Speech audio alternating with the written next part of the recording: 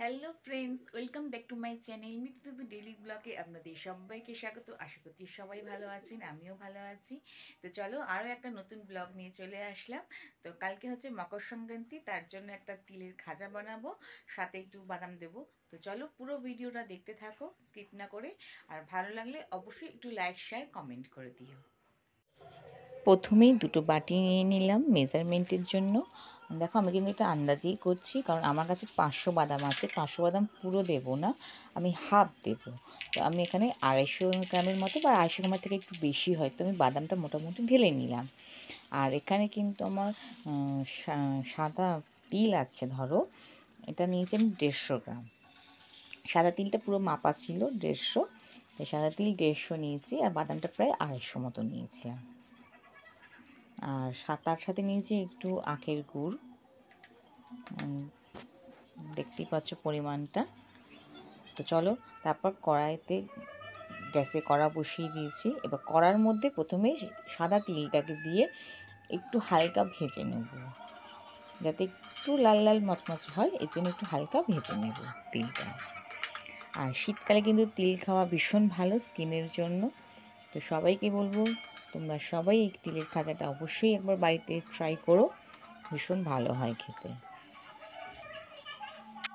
তো সাদা তিলটা ভাজা হয়ে গেছে, নামিয়ে রাখলাম।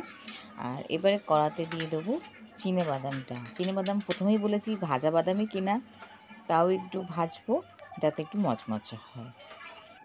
তিলের সাথেই বাদামটাকে নামিয়ে রাখলাম। এরপর কড়াতে একটু জল দিয়ে দেবো, তারপর দিয়ে দেবো গুড়টা।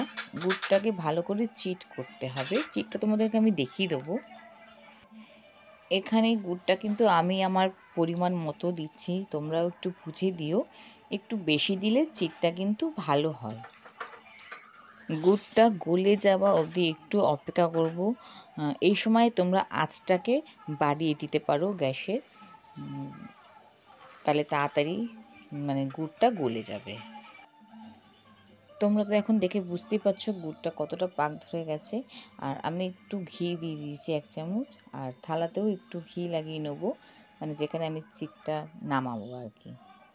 ঠিক আছে, তো আমি যখন চিটটা পাক দিচ্ছি, এখন একটু দেখো, আমি আর স্কিপ করলাম না এখানটা, তোমরা প্লিজ ধৈর্য ধরে ভিডিওটা এখানে একটু দেখো।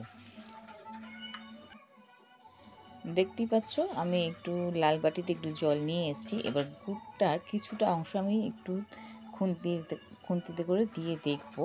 এবার জলের নিচে ওটা পড়ে গেছে, কিন্তু দেখবো সেটা চিট হচ্ছে কিনা বা একতার হচ্ছে কিনা, জমাট পাতা। তো দেখো আমার এটা কিন্তু খুব সুন্দরভাবে চিট হয়ে গেছে, তোমরা বুঝতেই পারছো পুরো লজেন্সের মতো হয়ে গেছে।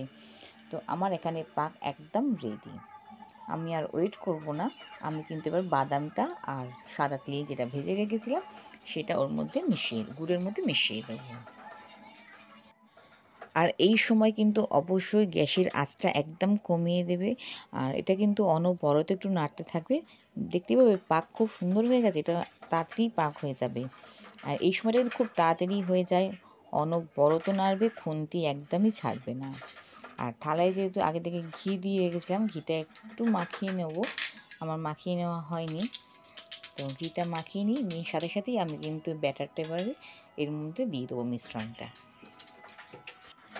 গ্যাস অফ করে দিয়েছি, দিয়ে একটু নেড়ে চেড়ে এবার আমি থালাতে নামিয়ে নিচ্ছি। আর এটা না খুব তাড়াতাড়ি কিন্তু শক্ত হয়ে যায়, তো এই কাজটা একটু তাড়াতাড়ি করবে, যাতে সমানটা তাড়াতাড়ি করে নেবে, পুরো সমান করে নেবে, নাহলে এই প্রেসারও থাকবে এই সময়টা। আর ঠান্ডা হওয়ার আগে গরম অবস্থাতেই ছুরি দিয়ে একটু দাগ কেটে নেবে তোমরা, তাহলে পরে তুলতে আমাদের একটু সুবিধা হবে। কি সুন্দর লাগছে না তিল বাদামের খাজাটা, দারুণ দেখতে হয়েছে। তো আমি একটু হাত দিয়ে দিয়ে দেখছিলাম যে একটু টেনেছি কিনা, শক্ত হয়েছে কিনা, দেখলাম হ্যাঁ হয়েছে। তো এই সময়তেই কিন্তু আমাদের দাগটা দিয়ে দিতে হবে ছুরি দিয়ে, না হলে কিন্তু পরে ভালো করে তোলা যাবে না।